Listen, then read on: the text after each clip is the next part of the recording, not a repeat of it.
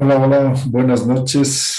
Un abrazo para todos ustedes, esperando que se encuentren en armonía y equilibrio. Les recibo con mucho cariño, contento, feliz de poder compartir. Veo que están muy pocos, ojalá vayan llegando más para poder compartir. Eh, Sé que deben haberse presentado, de que ya habrán cada uno de ustedes señalado algo sobre ustedes, pero para mí sí es importante para hacerme una idea, para tener una panorámica del grupo. Así que así muy brevemente, básicamente desde dónde están conectados, qué, qué es lo que hacen y por qué están en este diplomado. Entonces, vamos a empezar, por favor. Voy a nombrar, de acuerdo a lo que me aparece aquí en el orden que me aparece en esta pantalla. Carolina Flores Apaza. ¿Qué tal, Carolina? ¿Cómo estás? Maestro, es Carolino Flores, con O. Ah, sí, perdón. Sí, nunca había escuchado, ¿ah? Primera vez Sí, único en que... el mundo, maestro.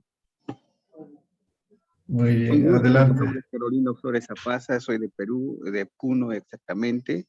El motivo de este curso es seguir aprendiendo acerca de lo nuestro, ¿no? Porque es importante. En últimos tiempos estamos dejando de perder nuestra sabiduría, nuestros conocimientos, todo lo que es de nuestros ancestros, ¿no? Entonces es para poder perfeccionar un poquito más y cada día más recuperar o reaprender en este caso, ¿no? Ese es el objetivo. Muchas gracias. Gracias, Carolina. Un abrazo. ¿Qué tal, Claudia Jadue? ¿Cómo estás, Claudia? Hola, ¿cómo están? Buenas noches. Sí, yo trabajo en un centro para niños y jóvenes con discapacidad intelectual y hago musicoterapia. Y bueno, siempre en la música intento que todo esté en armonía, ¿no? Y siempre he hablado de cómo ancestralmente se conectaban con la tierra, con el universo, y bueno, toda esta sabiduría ancestral, y pues es por ese motivo que he entrado igual para hablar con más conocimiento, ¿no? Y ¿En eso, dó- en dónde estás, Claudia? en Sucre, soy de Bolivia, de Sucre. Ah, ya, muy bien. Bienvenida, Claudia. Gracias. Eh, Doris Moyo Calle, ¿qué tal, Doris? ¿Cómo estás?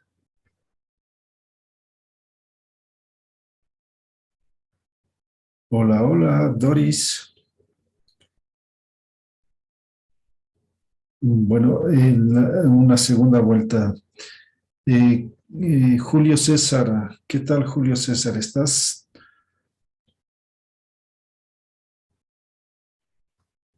Hola, hola, tampoco han dejado prendidas las cámaras para decir que están ahí. Profesor, Eh, estoy acá. sí, ah, ya, Doris, ¿qué tal, Maestro, Doris? buenas noches. Va a disculpar. Julio Buenas César noches, le saluda profesor. desde el Cusco, maestro. Y, después, Doris.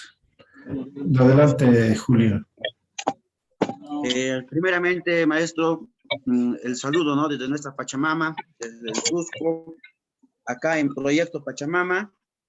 También ya me antecedieron los hermanos con ese sentir de la vida, con ese caminar, ¿no? O sea, con el sentido, con la lógica, como siempre nuestros ancestros nos han enseñado, ¿no?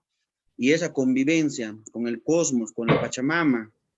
Acá justamente con los hermanitos siempre compartimos, están ahorita jalpando coquita. Y un fuerte abrazo, maestro, desde la ciudad del Cusco, Perú. Siempre nosotros comprometidos con la Pachamama, no solo por el tema teórico, sino práctico de conservarla y también esa comunicación que debemos de tener, de cuidarla, protegerla, valorarla, encontrar el sentido a la vida, el sentido común del ser humano, disfrutarla. En algún momento me dijeron, ¿por qué estamos en acá? Y muchos se quejaban, decían que la vida es muy dolorosa, la vida es sufrir, pero para mí la vida es un regalo y hay que ser reconocidos con la vida. Muchos ven a la vida como dura, como que te golpea, pero cuando uno está en Pachamama es distinto. Cuando uno es en Pachamama ya no busca quejas, sino más bien es agradecido, vive de mejor forma, más feliz, en conjunción, en respeto, en armonía, se siente un ser más empático y eso yo creo que es lo más bonito en la vida, ¿no? La comunicación de poder entendernos nosotros, pero no solo entre seres humanos que podemos, digamos, dialogar, sino también con la Pachamama, desde un Rumi, una yachta, o sea, desde todos, ¿no? Un Apu mismo, desde los entes gentiles, o sea, desde todos, o sea, para mí Pachamama en principal es la comunicación de todo ser en el universo, que la conexión que nuestros antepasados tuvieron nos lleva a recién llevar a una convivencia y a un entendimiento pleno de lo que es realmente la vida. Eso sería en cuestión a mi maestro. En mi vida personal soy artista plástico, administrador y sobre todo mi carrera última que estoy haciendo es conservación y restauración de obras de arte, que la culminé también y bueno, a seguir adelante en este camino de Pachamama y muy entusiasmado, con toda la buena energía de poder adquirir más conocimiento y así mismo también poder compartir en lo mucho o en lo poquito para que siga esta comunidad de una sabiduría muy amplia, que se siga difundiendo, que se siga creando conciencia entre todos nosotros. Un fuerte abrazo, maestro, a la distancia. Gracias, un abrazo también, Julio César. Bienvenido. Y ahora sí, Doris Moyo. ¿Qué tal, Doris? Buenas noches, profesor. De acá, un gran saludo desde Arica, Chile. Para mí va a ser muy gratificante aprender las enseñanzas que usted nos va a inculcar, profesor. Yo trabajo soy educadora tradicional en lengua y cultura aymara. Y entonces me interesó este curso para poder fortalecerme más, así poder yo dar una educación digna a mis alumnos. Y también para revitalizar nuestras lenguas originarias, ¿no es cierto, profesor? Solamente agradecida por tomar este curso para poder aprender más y estar preparados para las futuras generaciones. Eso serían mis palabras, profesor. Un abrazo desde la distancia. Hayaya. Un abrazo, hermana. Bienvenida también. Por favor, María Salles. ¿Qué tal, María? ¿Cómo estás?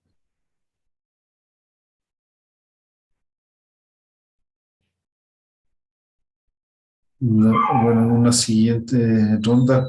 ¿Qué tal? Hola, otra María. María Neisa Cruz. ¿Qué tal, María Neisa?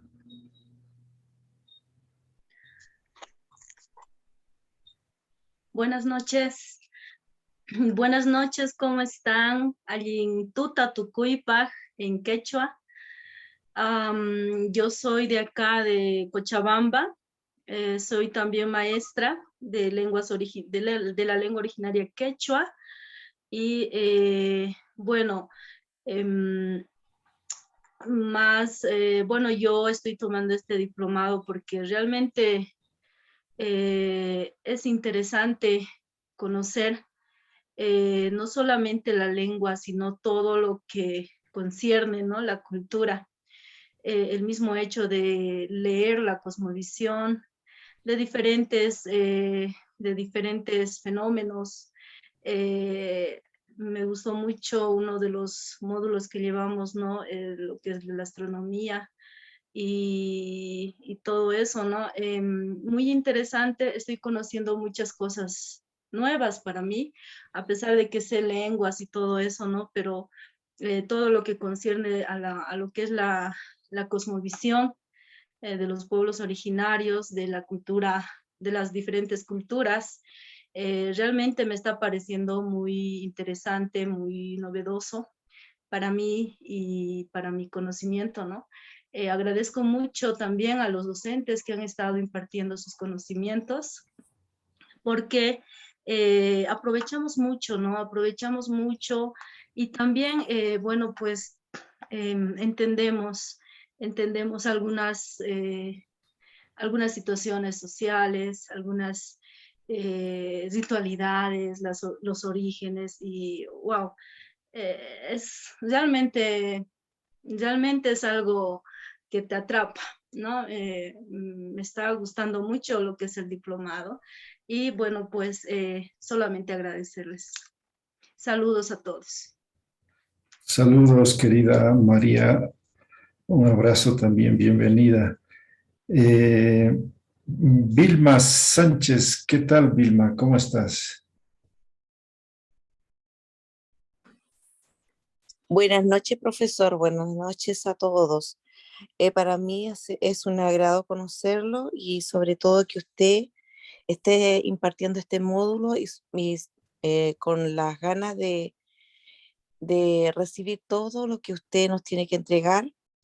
Como le decía, mi nombre es Vilma Sánchez, soy de acá de la ciudad de Arica, soy también educador tradicional, enseño lengua y cultura de los pueblos originarios en el Colegio Alta Cordillera de Arica.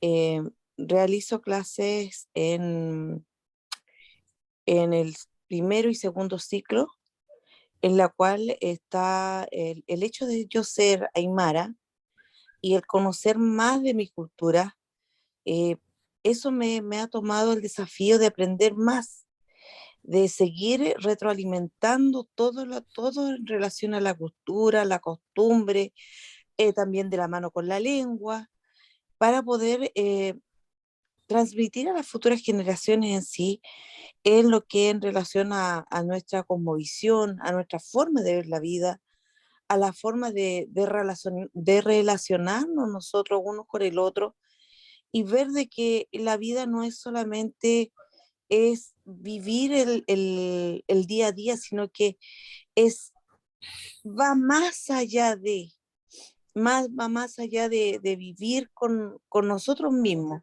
de despertar nuestra alma y, y para que las futuras generaciones no sufran las consecuencias de los malos pensamientos, del egoísmo que hoy en día perdura en la humanidad. Y esto es en base a la cultura de todos los pueblos originarios a nivel mundial. Creo que todos nosotros hemos estado conectados con la Pachamama, pero lamentablemente en el tiempo nuestros ideales, nuestras formas de vida nos han llevado al momento que estamos viviendo ahora y donde vemos a nuestra Pachamama sufrir. Y nuestra esperanza es las futuras generaciones, el cómo nosotros vamos sembrando el día a día para que esto se dé vuelta. Esas son mis palabras, profesor, y muy agradecida de recibir sus conocimientos. Y también el conocimiento de todos los que están presentes aquí en este curso, porque cada uno de ustedes he aprendido de ustedes, de cada uno de ustedes. Estoy muy orgullosa de estar en este curso, esperando en algún momento juntarnos como grupo en algún lugar, sea Perú, sea Bolivia o acá mismo en Chile. Sería muy agradable juntar este grupo en algún lugar. Yuspa Jarpa. Gracias, querida Vilma. Un abrazo también, bienvenida. Vamos con Rolly Condori. ¿Qué tal, Rolly? ¿Cómo estás? Buenas noches hermano, buenas noches hermanas, compañeras, compañeros. Soy Rolly Condori. He nacido en el departamento de Oruro, en un centro minero. Y por el trabajo que tengo, que normalmente está siempre relacionado con muchas personas, entonces me llama mucho la atención entender un poco, ¿no? Estas formas de ver, estas formas de entender de todas las personas, más aún cuando por mi trabajo siempre he estado relacionado con personas que están siempre o provienen más bien del sector rural. Entonces, muchas veces siento que me falta mucho más entender estas formas de entender, ¿no?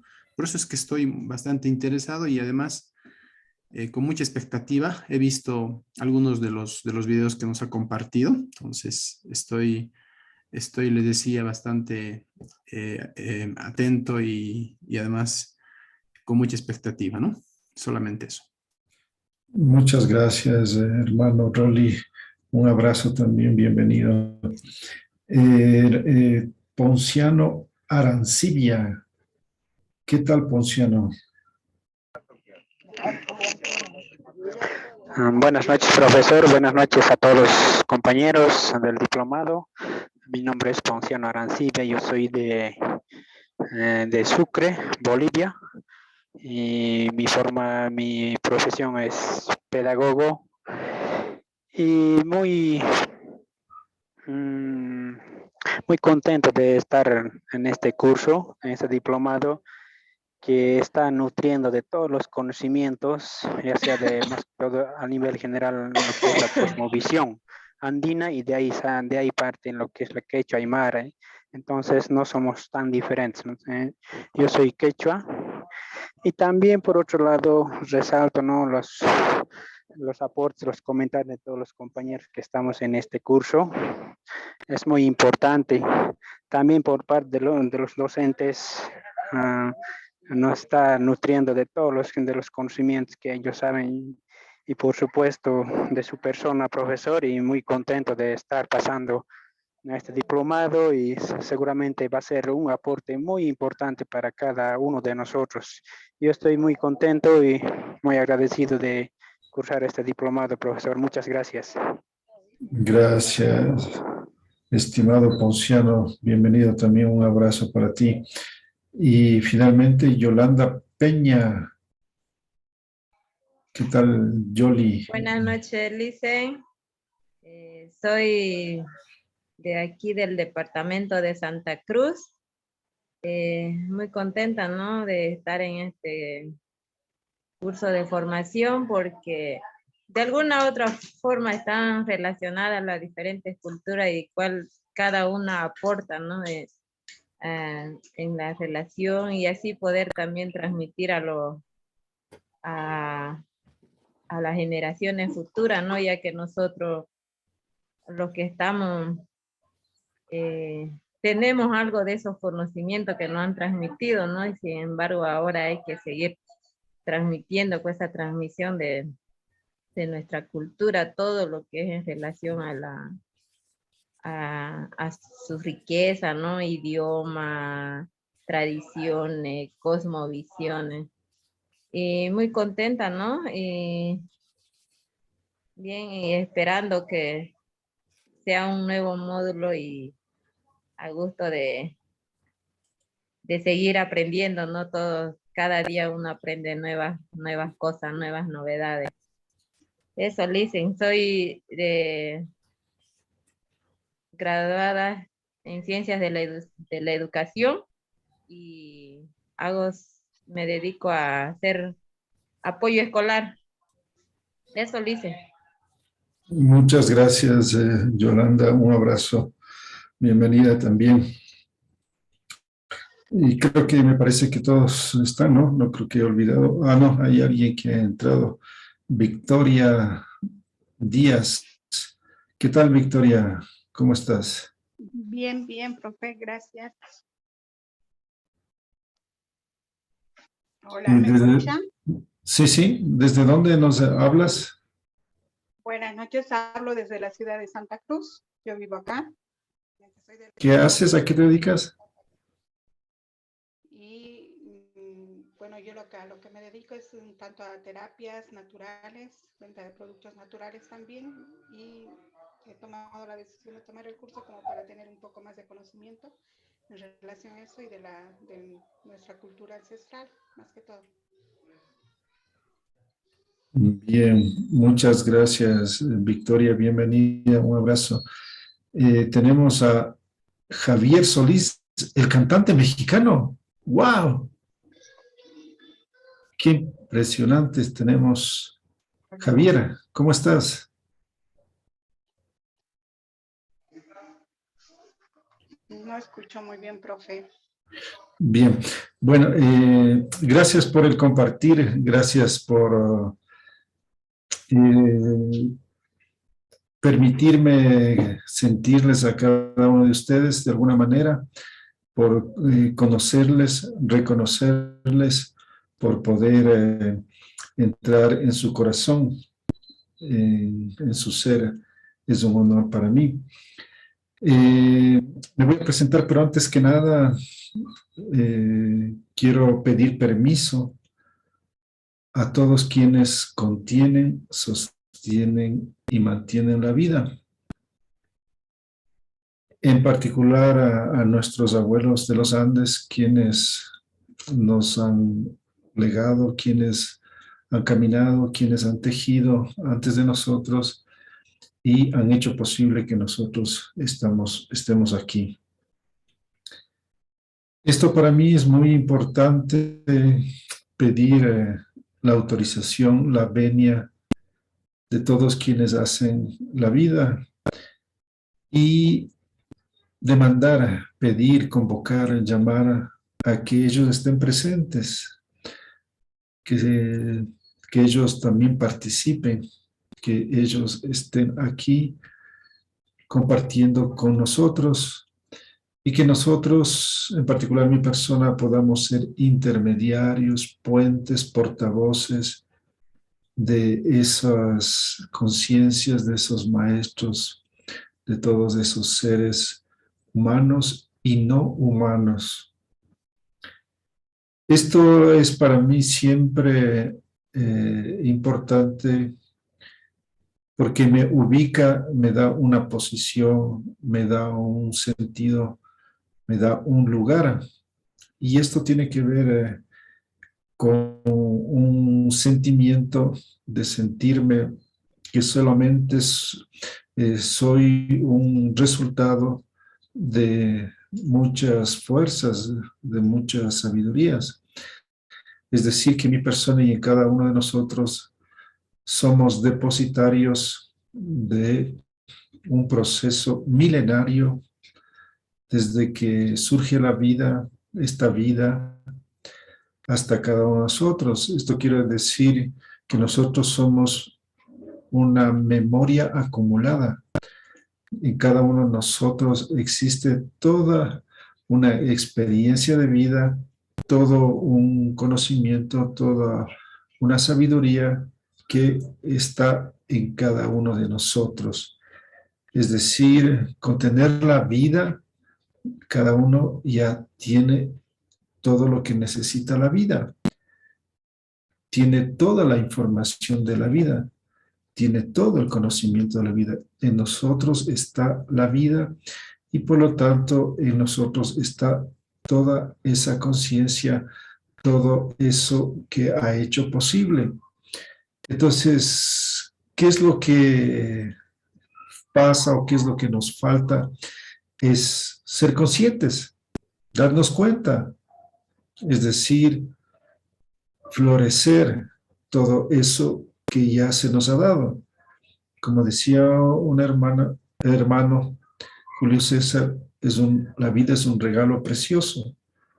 Y ese regalo que nos ha sido concedido es un privilegio y es un honor que tenemos que honrar, valorar, respetar, homenajear, festejar a la vida.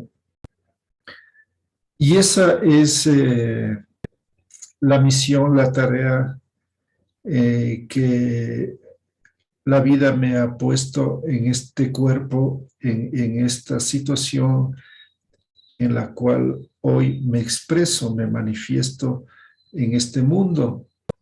Es la actitud, es la forma que hoy tengo de las otras formas que he tenido y que hoy asumo esta posición, esta condición para poder cumplir mi tarea en un espacio que se llama los Andes.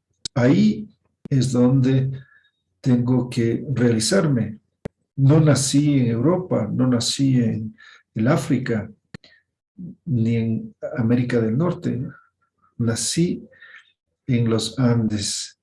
Nací en la mitad del mundo como se suele llamar al Ecuador. Nací a las faldas de la montaña más alta del mundo, que se llama el Chimborazo. Normalmente se suele decir que es el Everest, la montaña más alta, pero eso es en relación al nivel del mar, es decir, si medimos al nivel del mar, sí, efectivamente es la montaña más alta del Everest, pero si tomamos como punto para hacer el conteo y tomamos al centro de la Tierra, porque estamos en un planeta redondo, entonces resulta que en la línea ecuatorial o cerca de la línea ecuatorial, la montaña más alta en todo el planeta es el Chimborazo. Y entonces esta sería la montaña más alta. Entonces soy originario de un pueblo que se llama Chambo, un pueblo pequeño hasta el día de hoy, no tan grande, y que tenía contacto, o estaba rodeado de comunidades indígenas, de estos hermanos y hermanas que vivían en este sistema comunitario. Y mi familia vivía en el pueblo y particularmente tenían una relación con el mundo indígena a través de mi abuela, que tenía una tienda. Entonces llegaban permanentemente a comprar y en esa época todos hablaban quichua. Entonces mi abuela también aprendió quichua. Mi abuela era blanca, rubia, pero aprendió a hablar quichua. De igual manera, mi padre aprendió. Lamentablemente, en mi caso, ya salí, nos llevaron a Quito y no aprendí el quichua, pero siempre en nuestra casa ha estado en contacto. Siempre han llegado muchos hermanos de los pueblos originarios en razón de que mi padre trabajaba en el Instituto de Reforma Agraria. Como consecuencia, muchos iban a pedirle ayuda para la legalización de las tierras. Entonces, yo desde niño estuve rodeado, siempre llegaban y compartían con nosotros. Entonces yo me sentía muy a gusto, muy atraído y con preocupación también por la situación que ellos tenían. Es decir, esto fue generando en mí una sensibilidad particular hacia estos hermanos y hermanas. Y como consecuencia, la vida me puso en esa experiencia, en esa vivencia en la cual asumí un rol, una misión, una tarea, que era la de hacer algo ante la situación calamitosa, dura, difícil que ellos llevaban. En este sentido, hemos estado caminando y parecía como que, por ejemplo, en mi infancia, que yo me llame Atahualpa, me parecía que no tenía sentido. Incluso me avergonzaba, pues en el caso de los niños del Ecuador, cuando yo fui a la primera vez a clases, el profesor tomó lista y dijo el niño Oviedo Atahualpa. Entonces yo dije, presente. Y todos me regresaron a ver, ¿no? Y se sonrieron, pues nadie se llama Atahualpa, todos se llaman Walter, Carlos, William, qué sé yo, una serie de nombres extranjeros, que es algo que a mí me ha llamado la atención, ¿no? Que es que he tenido una observación en ver cómo bautizan los padres, sean de cualquier condición, de cualquier fenotipo o color de piel y de cualquier condición social y económica y cultural. A la final, todos o la gran mayoría les bautizan con nombres extranjeros. Y en mi caso era excepcional. Incluso dentro de mis hermanos, que somos 9, soy el único que tiene un nombre originario y además, imagínense, el del último Inca. Entonces, esto para mí ha significado un desafío y al mismo tiempo una gran responsabilidad. Entonces, por mucho tiempo estuve avergonzado porque se reían y no quería que nadie se enterara de este que me llamaba Atahualpa. Entonces yo utilizaba otro nombre que tengo, que es Macarios, que es nombre griego, chipriota, Macarios, y es un homenaje a un arzobispo que tuvo la isla de Chipre, cerca de Grecia. Esto conllevó a que me cuestionara quién soy, a buscar establecer de dónde vengo y, por lo tanto, identificarme. Normalmente nos enseñaban o se decía, mi abuela decía que éramos blancos, pero mi papá decía, no, ya somos mestizos. Y claro, por algún tiempo también reproducía esta categoría de mestizo. Hasta que me di cuenta que lo que estaba haciendo es reproduciendo lo que se llama el trauma colonial. Es decir, cuando llegan los llamados conquistadores, estos invasores europeos, lo que hacen es un proceso de división, de fragmentación, de jerarquización por el fenotipo, es decir, por la constitución física, y establecen una categoría en la cual en este apartheid están en la parte superior los llamados blancos y después están los llamados mestizos, ladinos. Así sigue en orden descendente, mientras más va bajando el tono de la piel, se llega hasta los negros, porque son los más oscuros y por lo tanto estaban al último. Entonces, esta identificación que hacen los españoles se mantiene hasta el día de hoy. Y lamentablemente, la mayoría lo reproduce. Casi todos se manejan dentro de esas categorías impuestas, establecidas, delimitadas. Y por lo tanto, un acto que llamamos de descolonización, de una rebelión, de una resistencia, es romper con estas categorías, con estas cargas, con estas formas racializadas de valorar y de identificar a las personas. Es decir, lo que hacemos todos apenas encontramos a una persona es ver quién está enfrente nuestro. Y claro, vamos a decir, este es indígena, este es negro, este es mestizo, este es blanco, este es gringo, etc.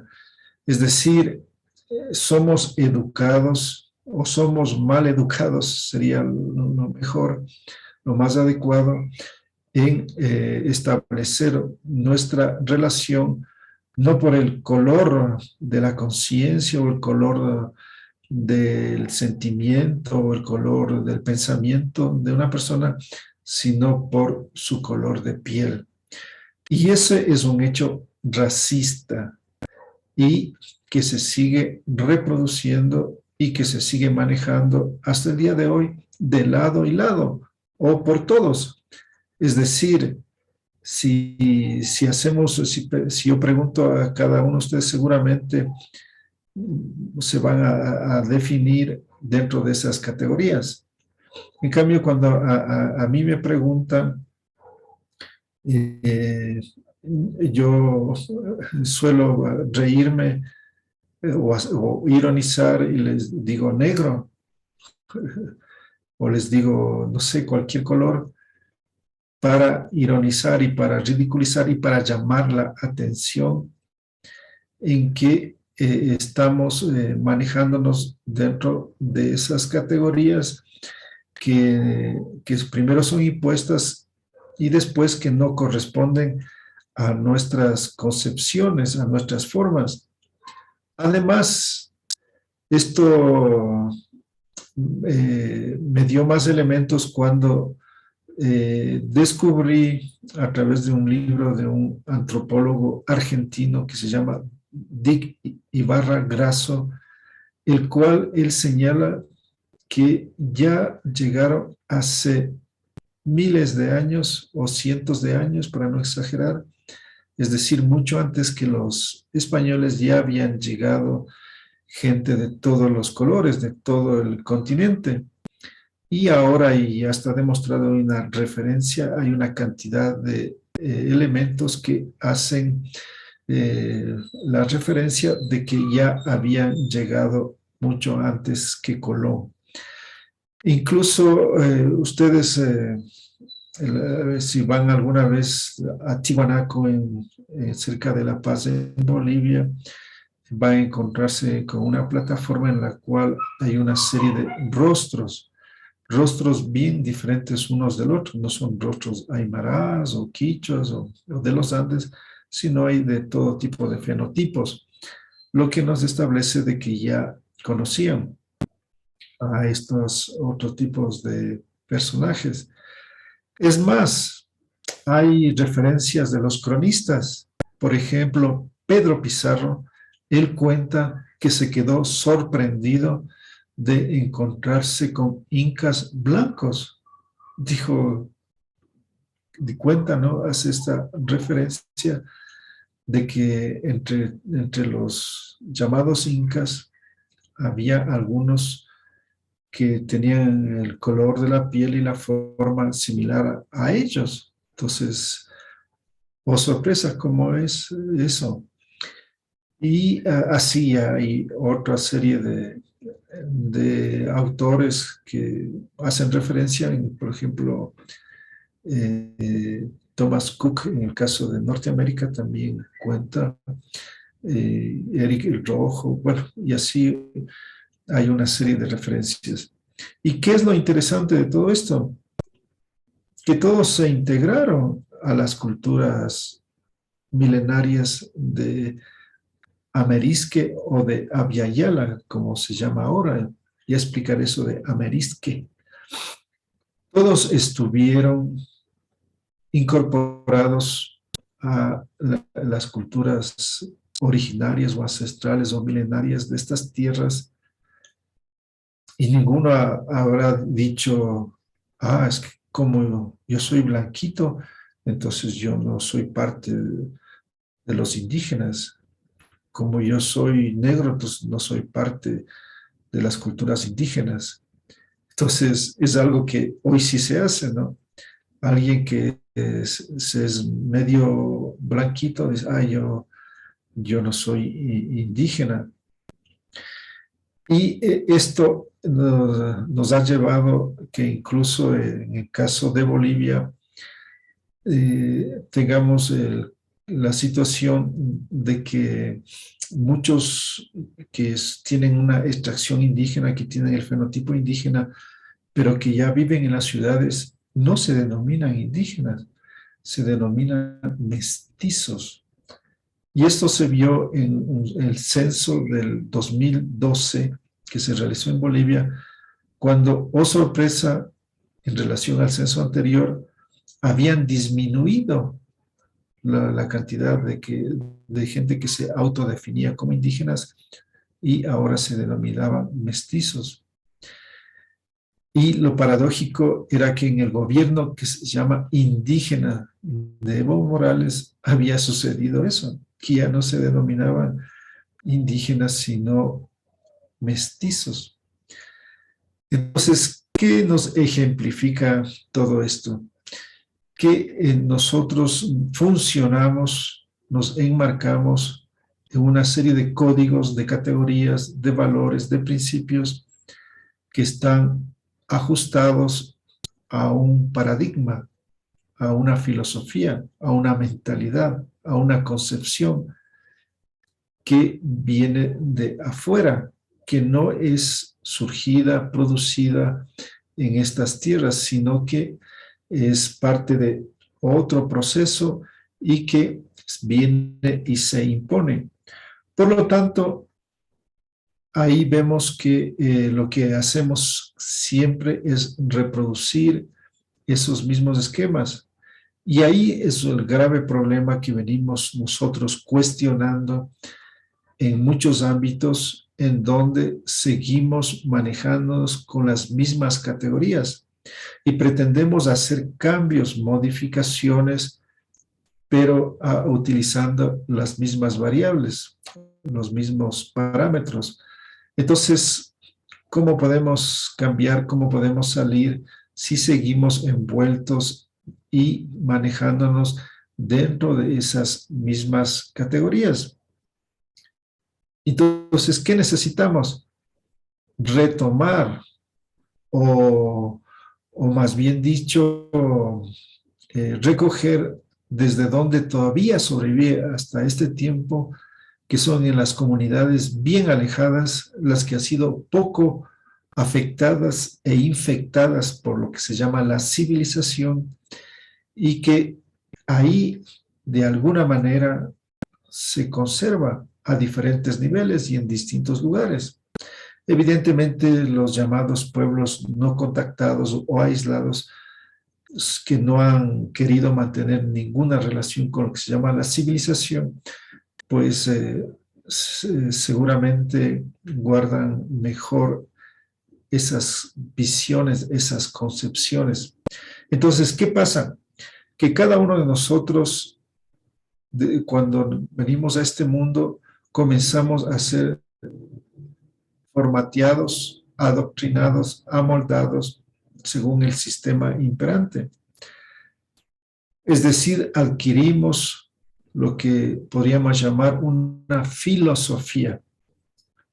Adquirimos una serie de concepciones, de visiones, de principios que en la academia los llamamos de epistemologías y de ontologías, bajo las cuales comenzamos a mirar la vida, a responder a nuestro medio, a nuestro espacio y a interactuar con los demás.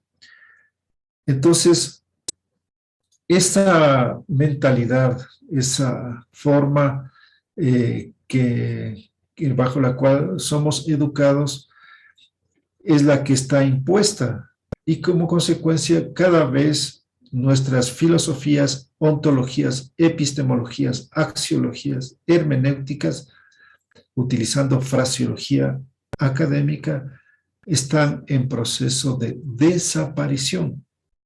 De la misma manera que los idiomas están en ese camino, lamentablemente podrían desaparecer si es que no se hace algo.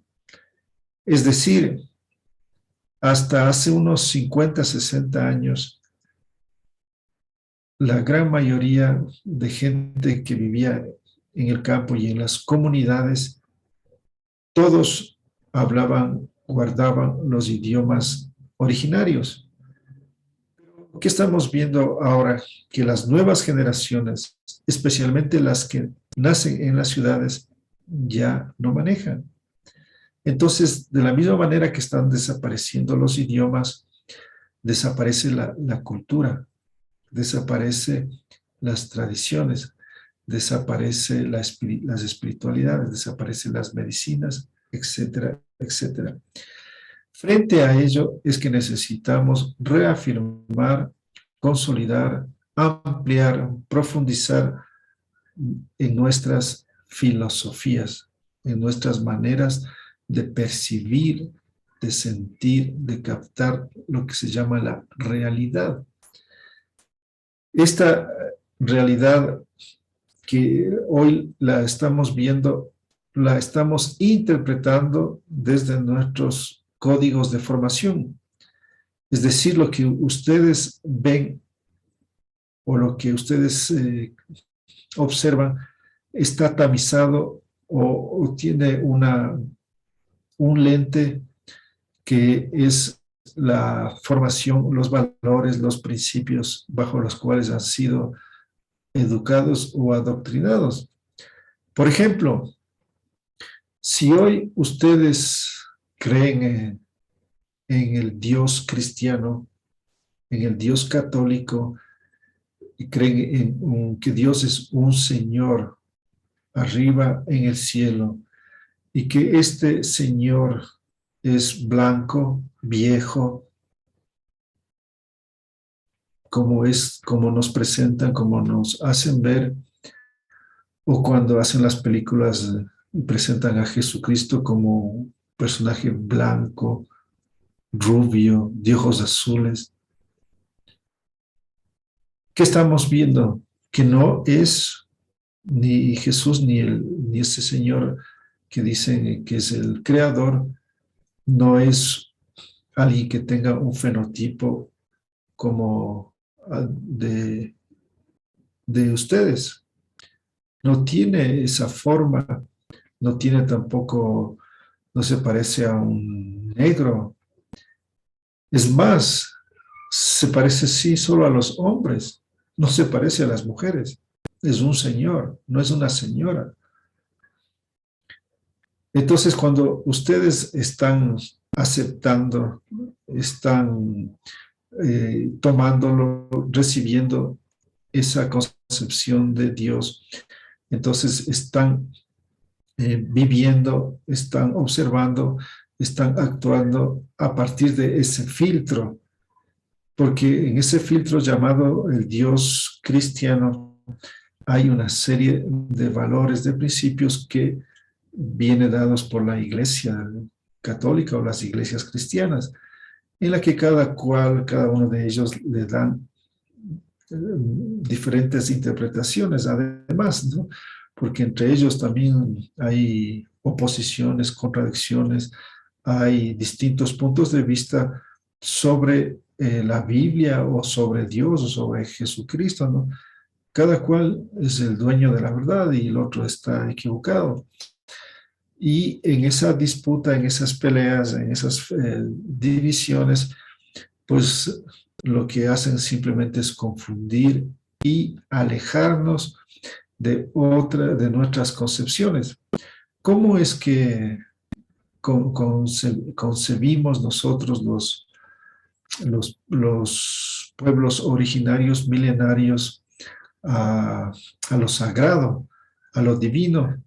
Pues no lo entendemos como una forma antropocéntrica, es decir, de que sea un hombre, un ser humano, sino que concebimos a lo sagrado como la expresión que está dada en todo lo existente. Dios es la vida misma. Por lo tanto, todo está poblado de dioses y diosas. Es lo interesante, dioses y diosas. Y como consecuencia, es un mundo lleno de dioses y diosas.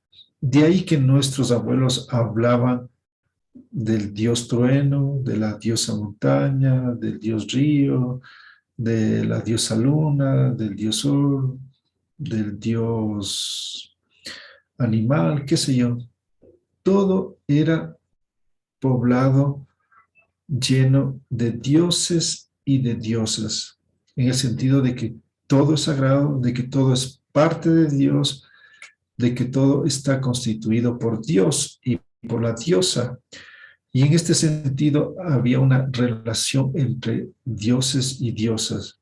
Entonces, cuando nos relacionamos con la montaña, con el dios montaña o la diosa montaña, estamos estableciendo una relación sagrada. No es la montaña simplemente una cosa, un objeto, un montón de tierra ahí y adentro que hay minerales y cosas así. Esa es una relación de objetos. Y nuestra relación es de sujetos. El sujeto montaña con el sujeto humano. Entonces, una relación de sujetos a sujetos. Y en esa condición, en esa situación, es una relación entre seres sagrados, entre seres inteligentes, entre seres conscientes, entre seres de la vida. Y por lo tanto, no hay la idea de superioridad del ser humano sobre la montaña o sobre los demás elementos, como sí es diferente desde lo que denominamos el pensamiento eurocéntrico o desde el pensamiento occidental o desde la filosofía occidental, que ellos sí conciben en esta idea de inferioridad de la naturaleza. Fue Platón el primero que declaró la inferioridad de la naturaleza hace unos 2500 años atrás. Es decir, antes de Platón, en la Europa indígena, tenían también una relación aquí y ahora, donde buscaban lo divino, el origen de la vida en lo existente. Hasta esa época, Dios estaba aquí, convivía con cada uno de nosotros. Y un poco antes de los griegos, los primeros que le sacan a Dios de la vida son los llamados mesopotámicos y después los persas, en lo que hoy se llama Irak e Irán. Ahí es a donde aparece por primera vez un personaje que en la misma historia oficial hablan de Abraham, en la cual este señor dice que Dios se le ha aparecido y le ha dicho que él es el auténtico Dios y que él está afuera de la vida, afuera del universo, y que él es el creador y que él es el que ha producido y generado todo.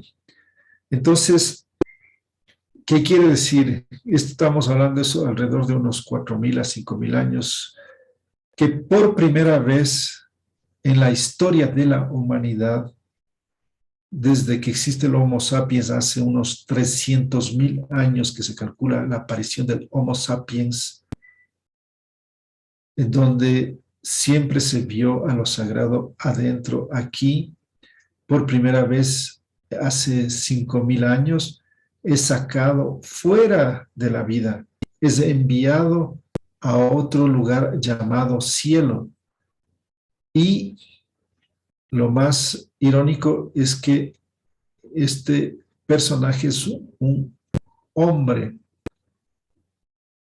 y como consecuencia se cambia totalmente, radicalmente toda la visión que se tenía, pues hasta esa época a nadie se le había ocurrido pensar que este Dios esté afuera, que esté en otro mundo y que sea algo absoluto, aparte, es decir, que no esté siendo parte de la vida, sino que esté como una externalidad y que este Señor tenía una fuerza omnipotente, omnisciente, omnipresente, que en Él está la potestad de todo. A nadie se le había ocurrido esa idea, esa imaginación de ver que Dios era un personaje y que ese personaje era cuando le describen, Abraham dice que se parecía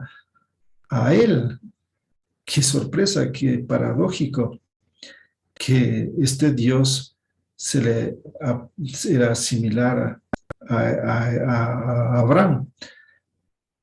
Entonces, y lo más raro es que él, se le presenta solo a él. A nadie más se le había presentado. Y la pregunta es, ¿por qué a él? Y porque era el patriarca de su pueblo. Entonces, ¿qué sucede históricamente hablando? Que necesitan generar un nuevo sistema, un nuevo mundo, y necesitan crear la figura de la externalidad. Porque hasta esa época Dios estaba en la vida, Dios era todo lo existente y por lo tanto había una relación respetuosa, sacra, responsable con todo lo existente, porque se entendía que todo es sagrado. Entonces es como ahora, ¿no? Que hoy creen que los sagrados, por ejemplo, la Biblia, la iglesia, y ahí sí asumen otra actitud, pero dicen después ya salen de la iglesia y ya tienen otra actitud. Entonces, ¿qué quiere decir? Que hay distintos tipos de actitudes, de relaciones, de funcionamientos.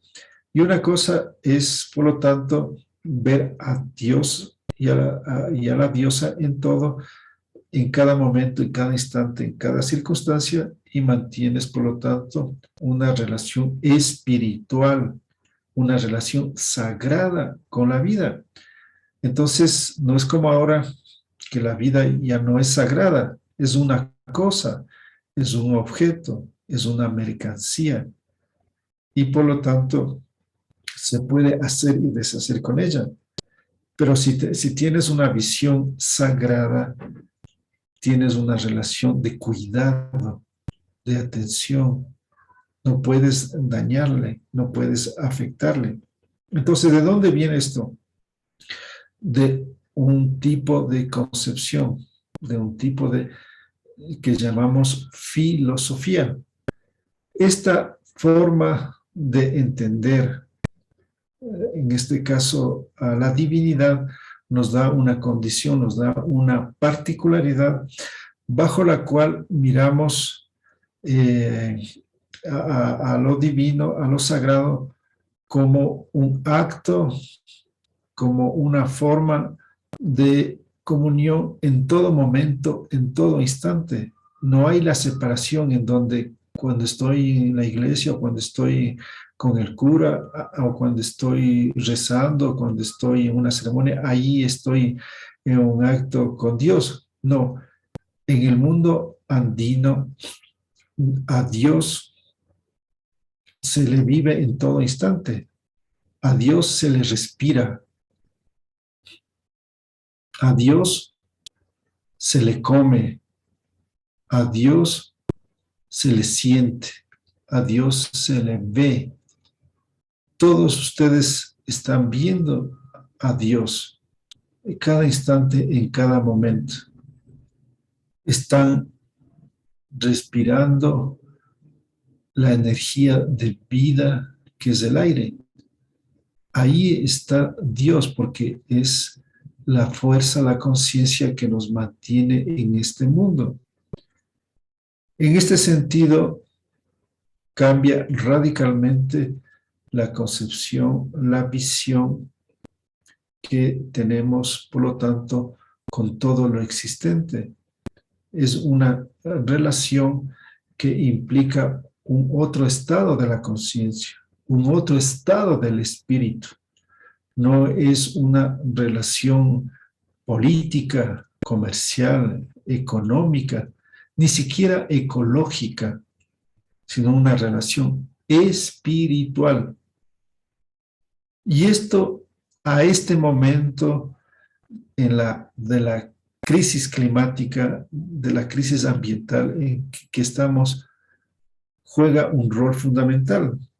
Primero porque entendemos que cuando empezó todo este proceso de la crisis climática, empieza con ese momento en que Abraham rompe con la madre tierra, porque hasta esa época todos los pueblos del mundo hablaban de la tierra madre o la madre tierra o la diosa madre, así le denominaban. Le entendían como algo femenino y le daban esa condición de proveedora, de mantenedora, de guardiana, de cuidadora, y por lo tanto le daban esa característica a la madre tierra. Entonces, este sentido de madre, este sentido femenino, va a desaparecer porque ya no será considerada dentro de esa condición, esa característica. En consecuencia, cuando se produce esta ruptura, ahí es el punto del ovillo que va a desatarse en este tiempo. Es decir, le toma a lo que se llama el pensamiento patriarcal, como se denomina a esta ruptura, a este quiebre, a este giro que se da que inicia hace unos 4.000 a 5.000 años con Abraham, en que se empieza este proceso que llamamos de desacralización.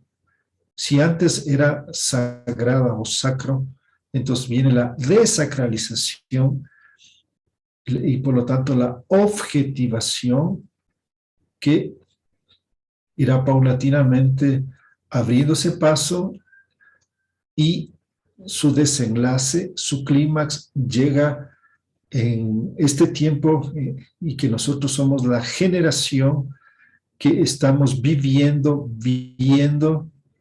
cómo está el proceso posible de catastrófico o de colapso en el que nos encontramos, en donde los científicos en su gran mayoría señalan de que estamos ante la posibilidad de la desaparición de la especie humana, o al menos de una buena parte de ella, al ritmo en el cual avanza el cambio climático y toda la situación que ustedes conocen con respecto a este proceso de cambio que está viviendo toda la madre tierra a partir de toda la afectación que se está realizando y que, repito,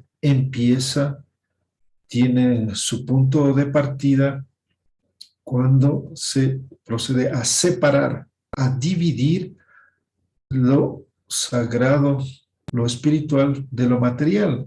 Hasta esa época no había esta dicotomía, como se llama en la filosofía, esta dicotomía, esta separación, esta bifurcación, este dualismo, que es otro término de la filosofía, la dualidad, y se produce a generar este primer elemento o categoría de separación entre la naturaleza y lo sagrado. Hasta esa época no había diferencia.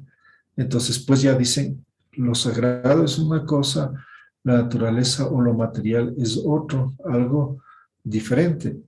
Y de aquí, o desde ahí, empieza toda una serie de creación de dicotomías o de dualismos o de separaciones para generar, por ejemplo, la diferencia entre naturaleza y cultura. Entonces ya la naturaleza también pierde la condición, la forma de ser parte de la cultura. Ya no es parte, es simplemente algo que no puede tener su propia producción, creación, generación, su propia inteligencia.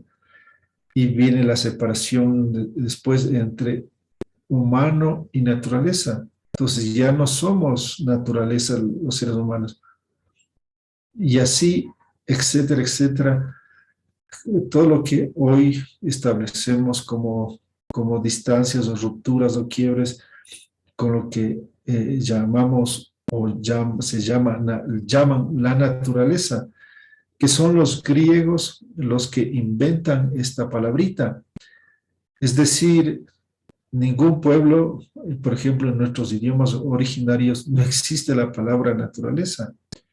No hay esa visión de crear algo aparte del ser humano y llamarle de otra manera, que en el caso de los griegos le llamaron la naturaleza, sino que éramos parte de lo que ahora se llama la naturaleza, parte de la madre tierra, hijos de la madre tierra, y por lo tanto éramos otra extensión de ella.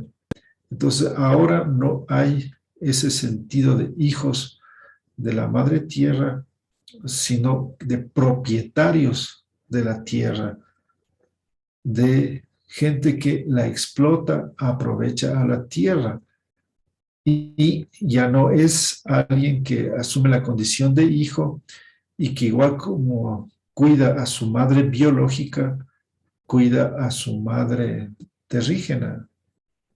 Entonces, eso es lo que se ha impuesto por parte de lo que llamamos la colonización, este proceso en donde llega estas mentalidades, estas concepciones, estas visiones, estas teorías, y son impuestas por los llamados conquistadores, los que a su vez también lo fueron por parte de los romanos. Es decir, lo que se llama la Europa indígena también tenía una relación sagrada con la vida. Y serán los griegos los que recogen estas visiones de las que hacíamos referencia, estas visiones monoteístas o de esta visión del Dios único, también es asimilado por los llamados griegos clásicos, por Platón, por Aristóteles, por Sócrates, que ellos son los que configuran lo que llamamos en la filosofía el pensamiento racionalista, y los que configuran lo que se llama la civilización, en oposición a la naturaleza. Porque ¿qué es lo que determinan los griegos? Que si la naturaleza está en estado inferior, entonces el ser humano está en estado superior, y crean la categoría de civilizado. Por eso hoy se utiliza, y hay muchos que hablan de los salvajes, los primitivos, los bárbaros y los civilizados. Entonces, quienes viven o quienes tienen una relación sagrada, una relación de interiorización, de respeto en el continuo de la naturaleza, son salvajes. Entonces, quienes mantienen un estilo de vida y una concepción de vida lo más íntima, estrecha con la madre tierra, son considerados salvajes. Es decir, que el civilizado es aquella persona que está lo más alejado de la naturaleza, el que no tiene y no asume una condición de guiarse, de orientarse, de funcionar por las leyes, por las reglas, los principios de la madre tierra o de la naturaleza, sino que este ser humano, este hombre particularmente, porque ni siquiera las mujeres eran valorizadas como un ente racional, porque los griegos ponen como eje, como punto de partida y de diferencia, la idea de que la razón es lo que establece la diferencia entre el hombre y los demás seres, incluidos las mujeres, porque no consideraban que tuvieran razón. Aristóteles decía que la mujer es un defecto humano, un defecto humano que no se parecía al hombre. Y bueno, esto tiene que ver con todo el cuento que nos hablan en el mundo monoteísta de la traición de Eva, Adán y todo eso que ustedes han escuchado, en donde la mujer es calificada, es puesta en la condición de traidora. Y como consecuencia, entonces, los griegos clásicos también asumen esta condición, esta posición en la cual la mujer está en un estado inferior al hombre y por lo tanto no funciona en base a la razón, sino que está atrapada en las emociones, en los sentimientos, en las sensibilidades y que por lo tanto esas son condiciones inferiores y solo la razón es la que establece un estado superior, un estado mejor. En consecuencia, los griegos van a sistematizar todo esto que viene de lo que se llama el pensamiento helénico, que es esta región del Mediterráneo, donde están estos países actualmente, Grecia, Italia, Turquía, Israel, Líbano, hasta Egipto, y poco más atrás lo que hoy se llama hasta Irán, Irak. Todo esto configuraba de alguna manera el helenismo, pero que tenía su centro en Grecia. Y serán los romanos, junto a lo que se llama Italia, los romanos los que se van a encargar de difundir, de llevar lo que ellos llaman el civilizar, el cristianizar a todos los pueblos salvajes de Europa. Así calificaban los romanos, que son los que se encargan de recoger todo esto que hemos anotado, y ellos se dan la tarea, la misión, dicen, de civilizar y de cristianizar a todos los pueblos salvajes y bárbaros de Europa, de parte del Asia y del norte del África. Entonces ellos llegan a construir un inmenso imperio hasta lo que hoy es el continente España, por un lado, hasta llegar a las islas de Gran Bretaña, y por el otro lado llegan a la parte de lo que hoy se llama el Asia Menor y toda la parte del norte de África. Entonces, ellos como consecuencia van a destruir, a acabar con todas las formas culturales, con todas las espiritualidades, con todas las concepciones de estos pueblos, y van a imponer, por ejemplo, el latín. El latín surge en lo que hoy es una parte de Italia, concretamente al norte de la actual Roma. Ahí surge esta lengua conocida como el latín, y los soldados romanos y todos los emperadores se encargan de imponer, y como consecuencia desaparecen todos los idiomas indígenas de todas estas regiones, especialmente de Europa. ¿Qué quiere decir?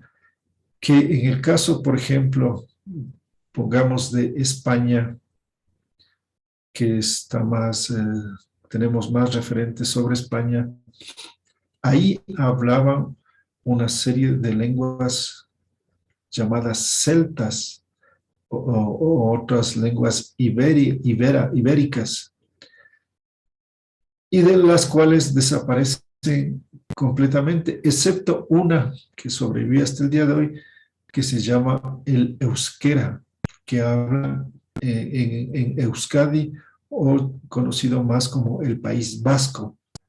Ahí es el único lugar que hasta el día de hoy hablan un idioma indígena europeo, en el caso de España. Porque en el caso de la Gran Bretaña, en lo que se llama hoy Irlanda, Escocia, sobreviven ciertas lenguas celtas, aunque también ya están en proceso de desaparición, pues el inglés está superponiéndose. Y el inglés también es una lengua relativamente moderna, no tiene más de 1500 años, y que el inglés es una suma de lenguas originarias de las islas de la Gran Bretaña, más una mezcla de lo que hoy conocemos como castellano, como francés, como alemán, pues todos ellos conquistan y van dejando parte de estas lenguas. Entonces, por ejemplo, el idioma que estamos hablando actualmente, el castellano, es parte del latín. No es un idioma ancestral, indígena de España, es un idioma impuesto. No estamos hablando un idioma que podamos calificarlo realmente de la España ancestral, de la España milenaria.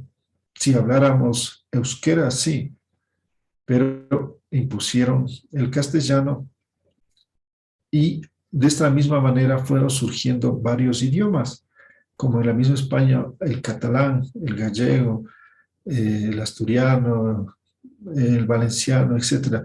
Todos ellos vienen del latín. O si hablamos de Francia, el francés, el occitán, el bretón, etcétera, que ya están en desaparición. En el caso de Francia, y ya lo que se llama los idiomas patois en Francia ya están desapareciendo y se ha impuesto solamente lo que hoy llamamos el francés, que es la lengua que hablaban la gente de París. Entonces los parisinos, ellos imponen su idioma y hoy se llama francés. Entonces, algo parecido en Portugal, que también es otra lengua, y después surge el italiano, que es otro también. Todas estas son las llamadas lenguas romances, pero estas lenguas surgen a partir del latín y, repito, no son muy antiguas. Máximo podríamos darle 2000 años, mucho menos, porque empiezan en la conquista en el segundo. Los romanos empiezan su invasión en el siglo II antes de Cristo. Entonces, les va a tomar muchos años que vayan apareciendo los nuevos idiomas. Es más, en el caso del castellano, ni siquiera hace 500 años todavía estaba unificado como hoy le hablamos. Había todavía, si cuando uno revisa las crónicas, hay un castellano que no se ajusta al que hablamos actualmente. Imagínense, hasta hace 500 años. Entonces, los romanos desaparecen las lenguas, las espiritualidades, las instituciones, todo, absolutamente todo. Y eso después, ya estos europeos romanizados, cristianizados, civilizados, dogmatizados, domesticados, etcétera, etcétera, buscan hacer lo mismo en el resto del mundo. Entonces invaden el África y buscan hacer lo mismo. Invaden el Asia y también intentan. Pero en el caso de lo que es nuestro continente América, es donde más se produce este proceso, igual a lo que hacen los romanos con los europeos, se produce en América, porque en el caso del África no logran exterminar las formas propias totalmente, mucho menos en el Asia, casi no lograron exterminar, pero en el caso de América casi se produce como el caso de Europa, porque la situación más terrible es Europa, ¿no? Porque ahí casi desaparecen totalmente, aunque ahora hay un despertar, un renacer de alguna manera de las culturas celtas, especialmente que han sido revalorizadas, repotenciadas por algunos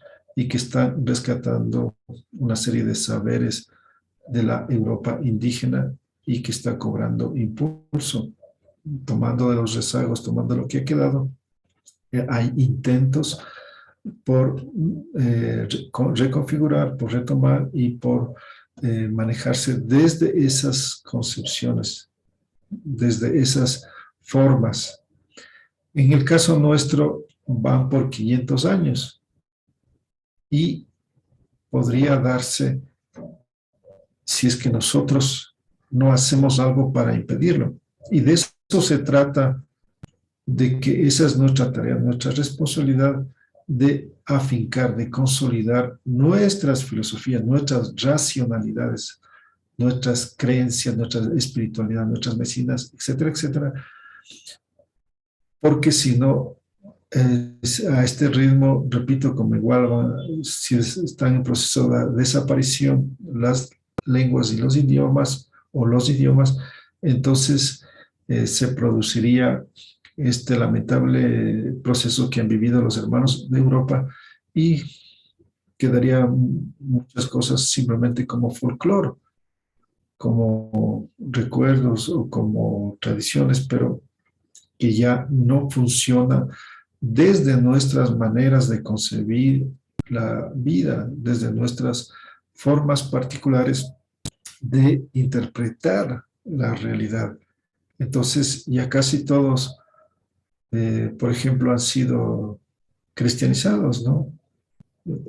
Todos son católicos, casi todos, ¿no? Y algunos dicen que también creen en la Pachamama y creen en las espirituales andinas, pero pocos que yo conozca, contados de los de las manos, que asuman como, en mi caso, en que yo me reconozco y funciono y me manejo dentro de la espiritualidad milenaria andina. Es decir, yo no soy católico ni profeso ninguna religión, sino yo creo en las espiritualidades, porque hoy es importante diferenciar religión de espiritualidad. No es lo mismo. La religión son instituciones jerárquicas, son sistemas institucionales y que tienen esa concepción, como hemos anotado, de lo divino, de Dios, y las espiritualidades son todo lo contrario. Es más, la religión es el camino opuesto a la espiritualidad. Es la manera como rompieron y acabaron con lo divino para crear las religiones. Las religiones, por lo tanto, no son muy antiguas, en cambio las espiritualidades son milenarias, es decir, que tienen cientos de años. Podríamos hablar, como decíamos, desde el aparecimiento del Homo sapiens y tal vez de las humanidades anteriores, más de 300.000 años. En cambio, hablaríamos de las religiones monoteístas, que se llama también el monoteísmo, hace unos 5.000 años, en donde surgen lo que hoy llamamos el judaísmo, el islamismo y el cristianismo como las tres religiones monoteístas principales que han logrado abrirse y llegar a casi todo el planeta. Entonces, esto es una primera aproximación, una primera introducción, una primera panorámica que que comparto y quisiera abrir la palabra para que ustedes puedan comentar, preguntar, replicar, criticar, pues lo que ustedes consideren. Estoy listo para escucharles. ¿Quién quisiera empezar? ¿Quién gustaría dar su palabra, su sentimiento, su mensaje, su enseñanza? Adelante, hermanos y hermanas.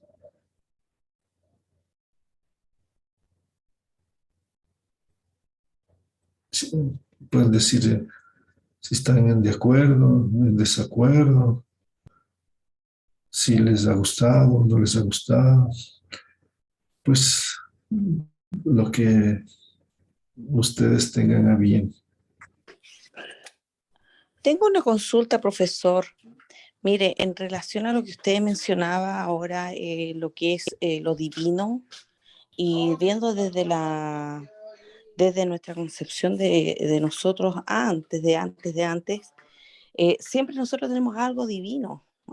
Sabemos que aparte de la Pachamama, todo eso, es una divinidad que nosotros no podemos ver, pero sabemos que existe. Es como yo le explico a los estudiantes cuando le digo, nosotros nuestra creencia, no, y eso ahí más me acerca a lo que nosotros somos, o sea, lo que nosotros hacemos y lo que nosotros proyectamos, vamos a hacer el día de mañana. Pero desde esa instancia, ¿cómo el ver a un ser superior? Porque sabemos nosotros que tenemos un ser superior, sea la Pachamama, los otros dioses, dentro de nuestra cosmovisión. Pero ahí cómo nosotros vamos ese enlace, el cómo saber de que eso la relación que nosotros podemos tener con ese otro. Sabemos que desde la historia, desde que fue el hombre es hombre, y desde que siempre usted ha nombrado de las religiones, sabemos que antiguamente nosotros, las culturas originarias, creen la naturaleza femenina, como que después de que vino Jesucristo, que era otra divinidad mucho más allá, también eso fue impuesto, pero también a lo largo de la historia de la religión en sí, en este caso el catolicismo y todas las otras religiones en esa área, siempre instauraron como el hombre es el primero antes que la mujer. Pero desde nuestra historia, desde nuestra cosmovisión, viéndolo y en nuestra cultura específicamente, se dice de que la cultura aymara es machista, pero desde nuestros saberes ancestrales no ha sido así. Ha sido como que siempre la mujer predomina sobre el hombre. ¿En qué sentido? En el sentido de tomar decisiones desde que el hombre con la mujer contrae matrimonio en el jaque chaciña, y ahí se convierten en personas, porque más antes no son como validados por la comunidad y tampoco no son como importantes, porque ellos van caminando uno por un lado y el otro por el otro lado.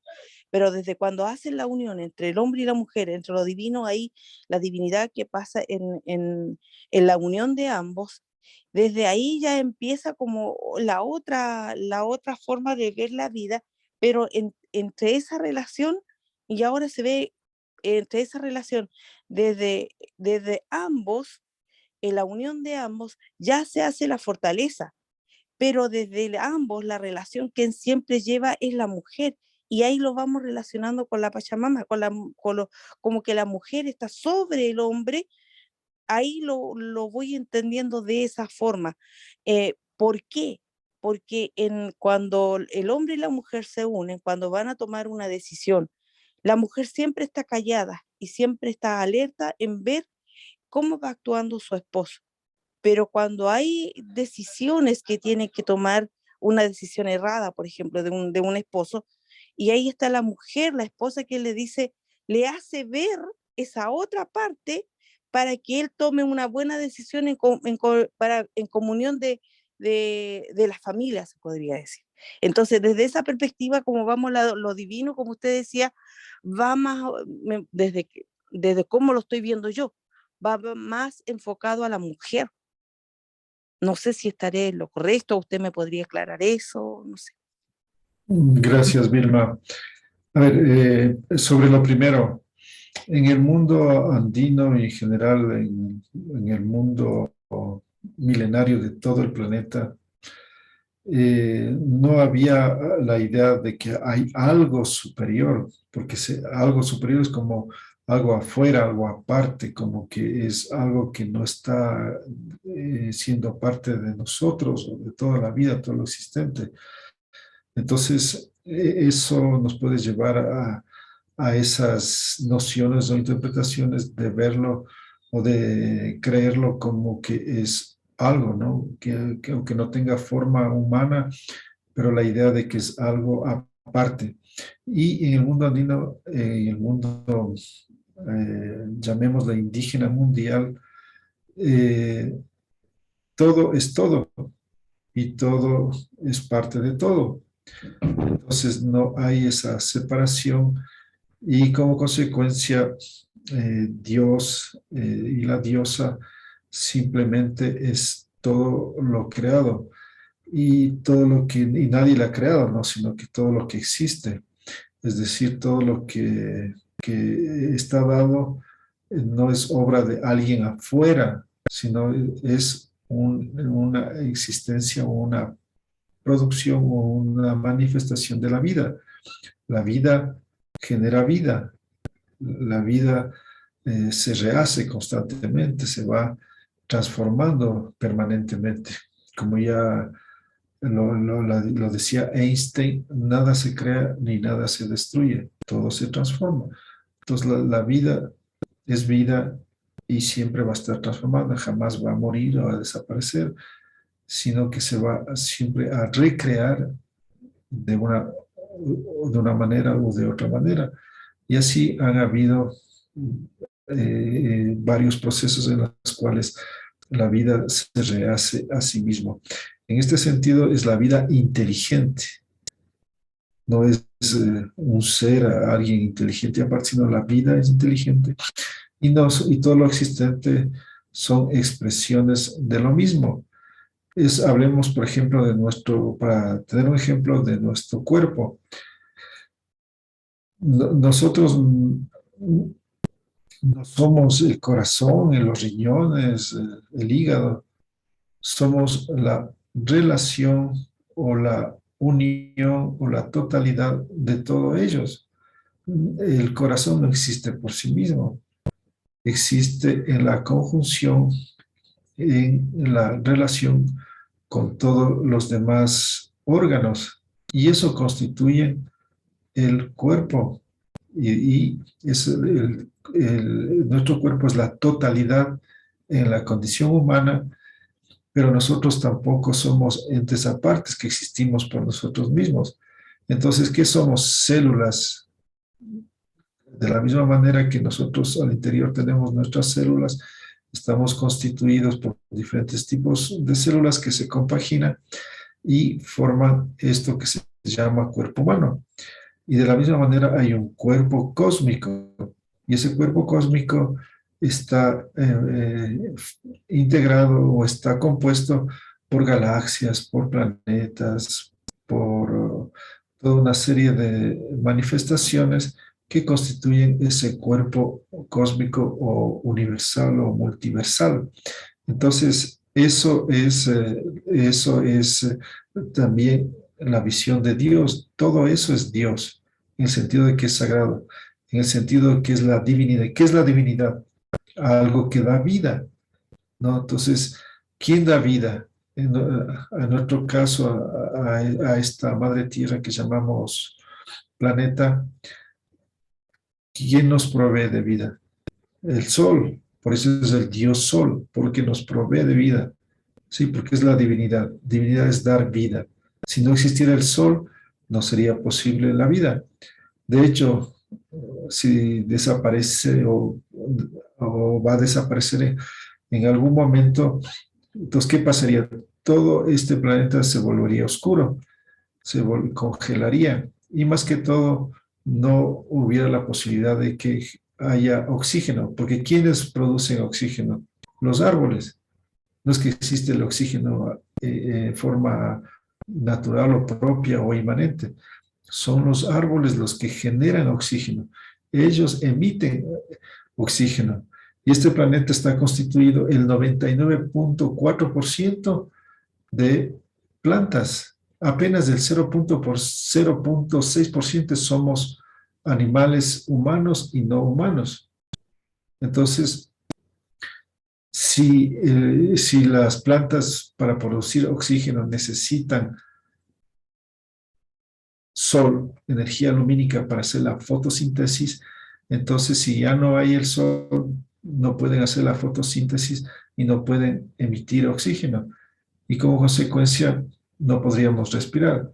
Entonces, se calcula que máximo el oxígeno existente duraría un mes oscuro, cada vez con menos oxígeno, menos alimentos, más frío.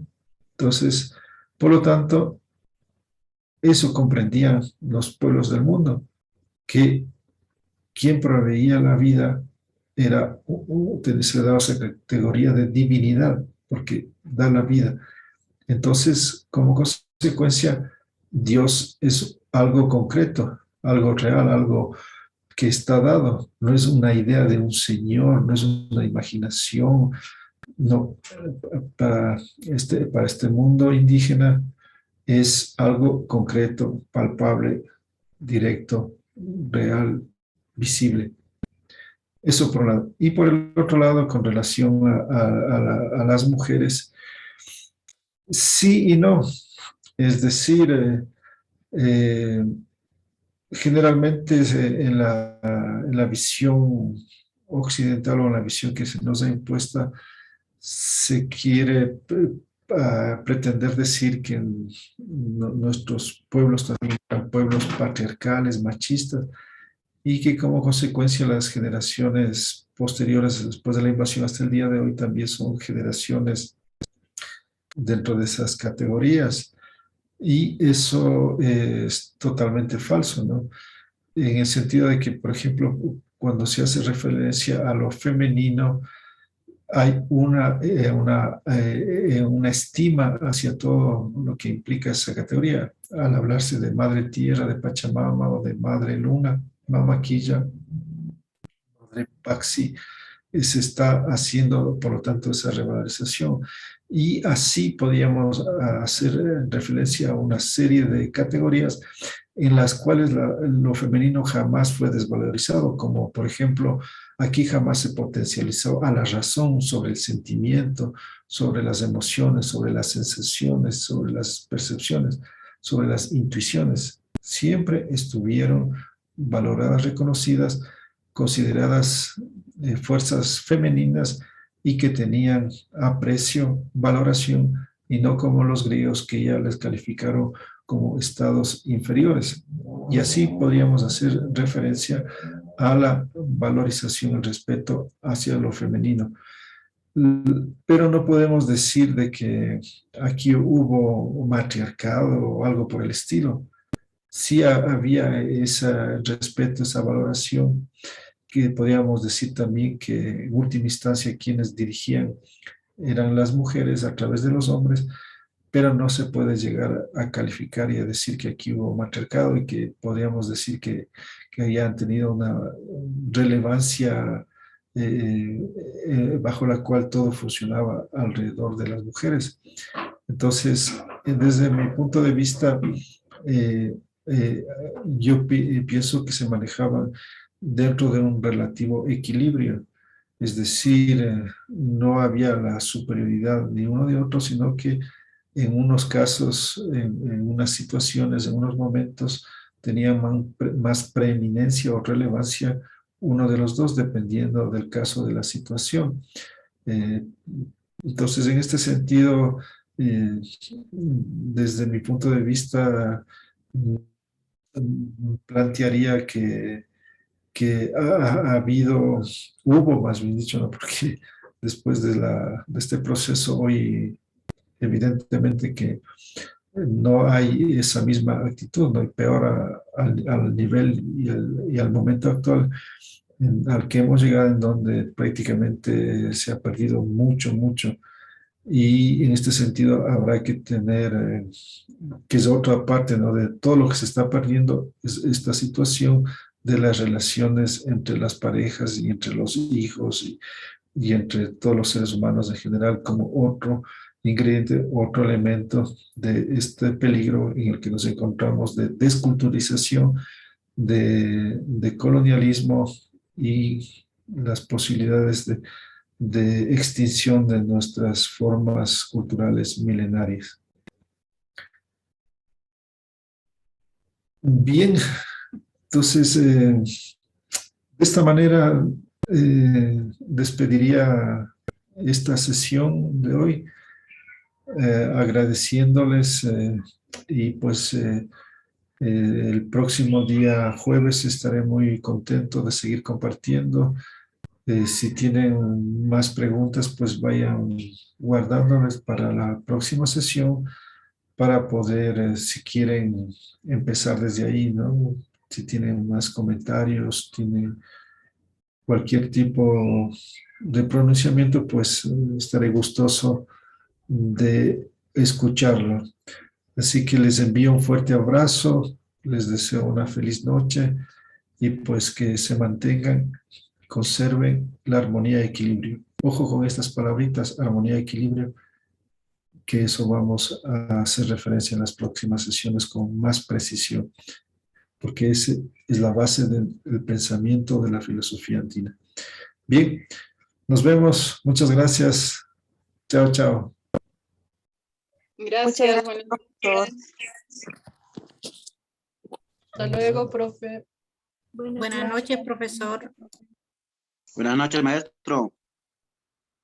Y buenas noches a todos sus hermanitos. Buenas noches.